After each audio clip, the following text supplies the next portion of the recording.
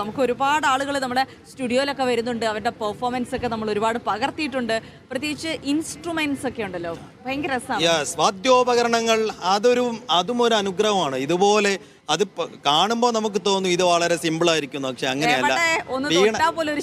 അതാണ് വീണയൊക്കെ മീട്ടി നോക്കണം, അപ്പോഴറിയാം അതിന്റെ ബുദ്ധിമുട്ട്. അത് കൃത്യമായി പഠിക്കുക തന്നെ വേണം. എന്തായാലും വിഭാഗത്തിൽ എ ഗ്രേഡ് നേടിയ ഒരു പെർഫോമൻസ് ആണ് കൊല്ലത്ത് നിർത്തിയ അനഘയുടെ പെർഫോമൻസ്.